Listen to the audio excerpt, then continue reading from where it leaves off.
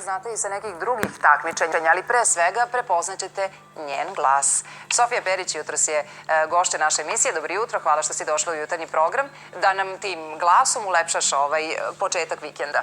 Dobro jutro i svima vama u studiju, gledalcima naravno. Hvala vam na pozivu. Rekla sam ja da te znamo, ne samo sa Beovizije, nego i sa nekih drugih festivala, pa nam za početak reci čime si očarala publiku na nedavnom radijskom festivalu Prvi ton. Tako je, nedavno sam učestvovala na radijskom festivalu Prvi ton, kao što ste rekli, i tamo osvojila drugu nagradu. Radi se o takmičenju gde se izvodi narodna i tradicionalna muzika i eto.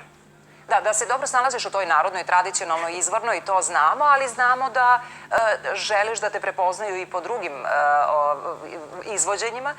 Koji su to žanrovi koji ti još prijaju i gde si još dobra? Pa ja privatno volim da slušam džez muziku, ali izvodim naravno pop muziku sa elementima narodne, tradicionalne muzike, pa to bude nekako moj miks na neki moj način koji se očigledno ljudima sviđa.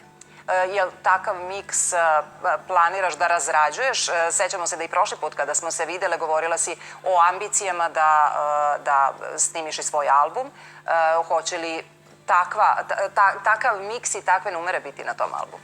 Pa mislim da hoće. Mislim da je to ono što sam ja i ne želim da menjam svoj žanr, tako da to mi je nekako želja za 2020. godinu. A koliko smo daleko od ostvarenja te ambicije? Još malo. Da, još 3 dana do 2020. pa ti se vidi koliko još sebi daješ rok.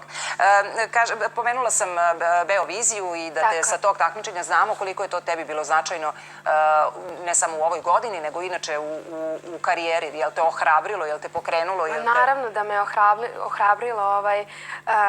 2019. godina stvarno nije mogla bolje da mi počne, eto, Beovizijom, gde sam bila baš dosta zapažena i dan danas mi ljudi pišu da možda moja pesma trebala da se izvodi, Aritmija, na Eurosongu i možda bismo imali i bolji plasman, ali dobro, ja sam srećna stvarno i ovim uspehom, tako da...